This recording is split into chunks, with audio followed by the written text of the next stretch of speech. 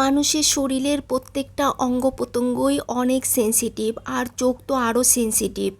তো আমি ডাক্তারের কাছে যাব, চোখের ডাক্তারের কাছে, এজন্য একটু রেডি হয়ে নিচ্ছি। আর আমি আগে যে অ্যালার্জির প্রবলেমের জন্য ডাক্তার দেখাইছিলাম সেই ফাইলটাও নিয়ে নিলাম, কারণ চোখ, নাক, তারপর হচ্ছে গলা, সব কিছু কিন্তু একটার সাথে একটা সম্পৃক্ত। তো আমার অ্যালার্জির প্রবলেমের জন্য চোখ চুলকাতো, এজন্য আমি ডাক্তার দেখাইছিলাম। তো কয়েকদিন থেকে আসলে আমার মানে চোখে এত পরিমাণ প্রবলেম হচ্ছে, অনেক চুলকাচ্ছে, আর ছোট লেখাগুলো তো একদমই দেখতে পাচ্ছি না, একদমই ঝাপসা দেখতেছি। তো এজন্য ভাবলাম যে আসলে মানে খুবই দরকার হয়ে গেছে একটা ডাক্তার দেখানো।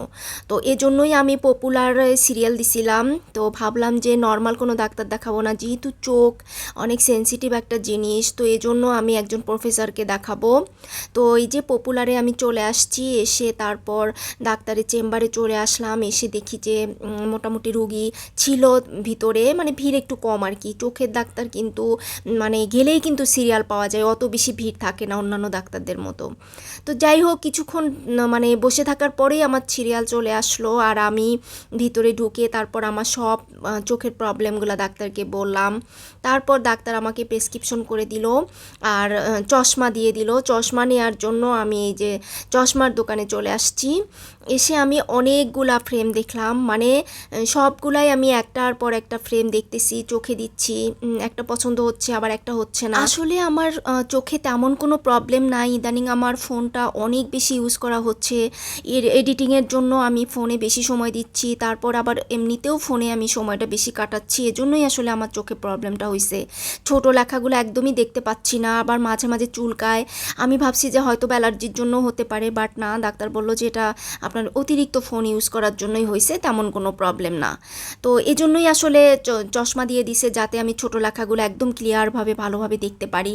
যেহেতু আমি এডিটিংয়ের কাজটা একটু বেশি করতেছি ইদানিং, এজন্যই আমাকে মূলত চশমাটা দিয়ে দিছে। তো অনেকগুলি দেখার পর কিন্তু আমি একটা ফ্রেম পছন্দ করি। তারপর আবার আমাকে যে গ্লাসটা দিছে, পাওয়ার সহ তো একটা গ্লাস তো ডাক্তার লিখে দেয়, তারপর আমি ওটাও পছন্দ করি। ওটার মধ্যেও আবার বিভিন্ন ভ্যারাইটির ছিল।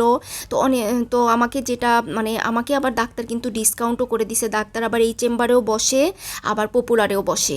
তো ডাক্তার হচ্ছে আমাকে ডিসকাউন্ট করে দেওয়ার পরে আমাকে ভালো গ্লাসটাই দিয়ে দিছে, কারণ যেহেতু আমি স্যারের রুগী, আমাকে স্যার প্রেফার করছে এই দোকানে আসার জন্য। তো ভাইয়াটাও একটু ডিসকাউন্ট করে তারপর হচ্ছে ফ্রেম ভালোটা দিছে, গ্লাসটাও ভালো দিছে, সব কিছু ভালো দিয়ে আমাকে চশমাটা বানিয়ে দিছে। তো এই যে ফাইনালি আমি চশমা হাতে পেয়ে গেলাম। এটা হচ্ছে পরের দিন গিয়ে আমি চশমাটা নিয়ে আসি। তো ডাক্তার কিন্তু আমাকে চশমার সাথে সাথে আবার 2টা মেডিসিনও দিয়ে দিছে, 2টা না সরি 3টা মেডিসিন দিয়ে দিছে। একটা হচ্ছে চোখের পানি কিন্তু থাকে, চোখের পানিও কিন্তু অনেক সময় শুকায় যায়, চোখ ভালো থাকার জন্যও কিন্তু একটা আমাকে জেল দিয়ে দিছে।